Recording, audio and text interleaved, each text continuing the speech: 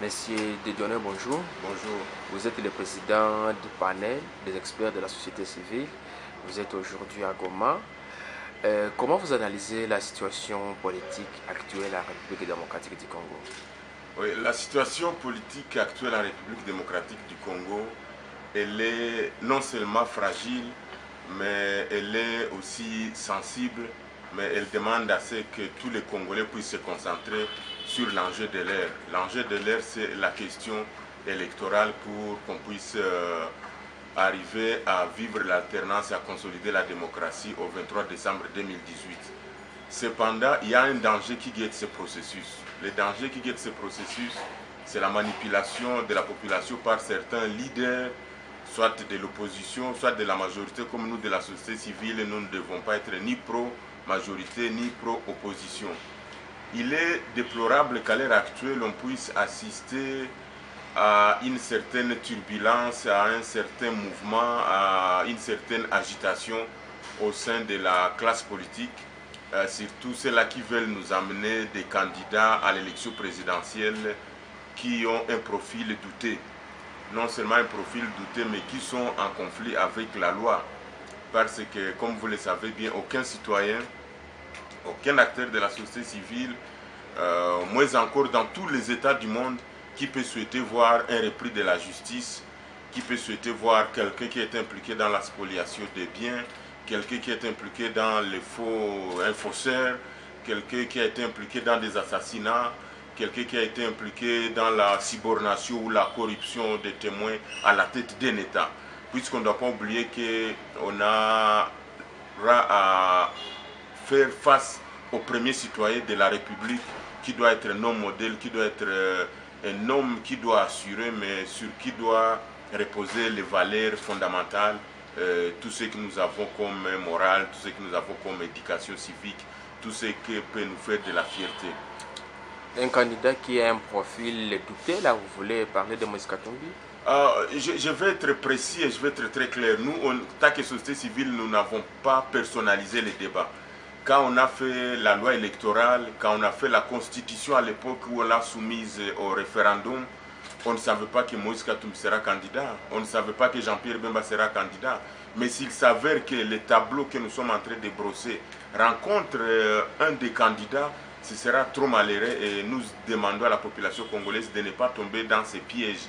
Un candidat qui est en conflit avec la loi, un candidat qui a ses profils doutés déjà, aucun citoyen congolais ne peut soutenir cela, moins encore, et surtout d'ailleurs la société civile qui doit être au milieu du village, qui doit être là pour vulgariser les valeurs fondamentales, qui doit être là pour permettre à ce qu'on puisse aller de l'avant, mais à ce que la RDC puisse être un modèle, à ce qu'on puisse avoir des gens dignes qui vont faire la fierté de notre pays. Mais on n'aimerait pas quand même avoir des gens qui sont... Ou même quand on a parlé de la nationalité, on ne savait pas que Moïse Katumbi avait la double nationalité. Mais s'il s'est fait que c'est lui qui est concerné par cet aspect-là, s'il s'est fait que c'est moi qui suis concerné, s'il s'est fait que c'est vous-même les journalistes qui êtes concernés par ce tableau sombre que je viens de peindre, personne ne peut accepter, personne ne peut souhaiter cela. Et je demande, nous de la société civile, nous demandons à la population congolaise de ne pas se laisser manipuler par des choses pareilles.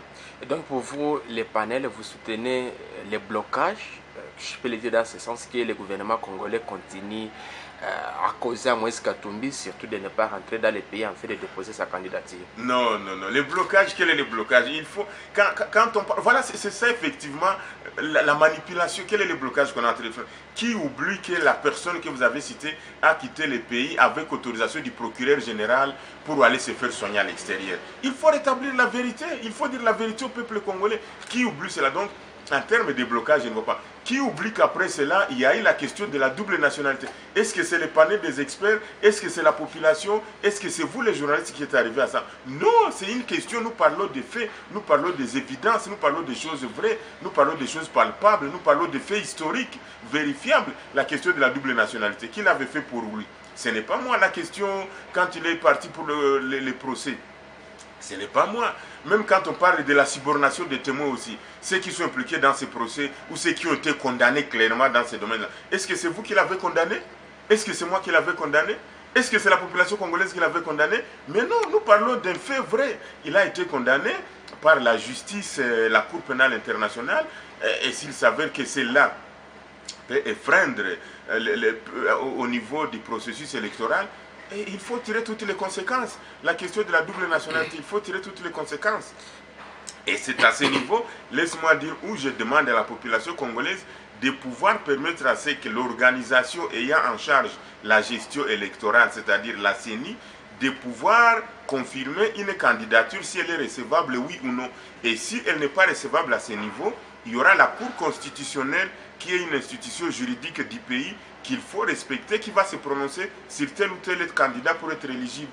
Monsieur Dieudonné, l'actualité l'exige. À quelques jours, bien sûr, on peut dire jour J-, il reste quelques jours, mais jusqu'à présent, on ne sait pas qui est le dauphin de Joseph Kabila, pendant que selon le calendrier électoral, c'est demain, le 8 août, qu'on a prévu bien sûr la fête de dépôt des candidatures côté présidentielle et députation nationale. Comment vous trouvez cette question? Non, cette question, je crois, elle est une fois de plus dans la supputation.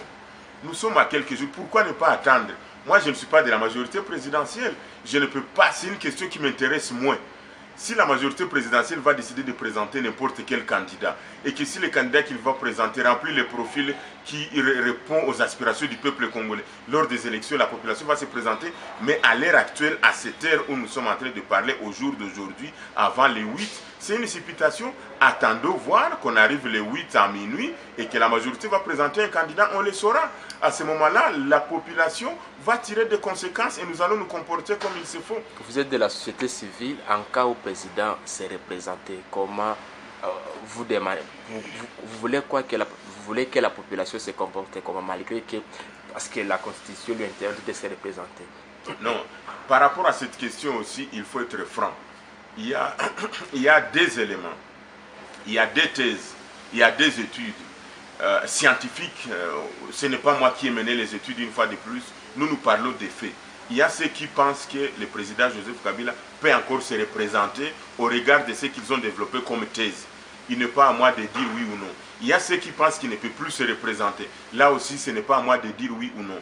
Mais s'il s'avère que l'une des thèses va remporter l'autre, on prendra des conséquences. Et il faut attendre, comme je viens de le dire, des niveaux, et je le répète, et je le dis au peuple congolais, les premiers niveaux, les premiers piliers, les premiers paliers, la première phase, c'est de présenter la candidature à la CENI.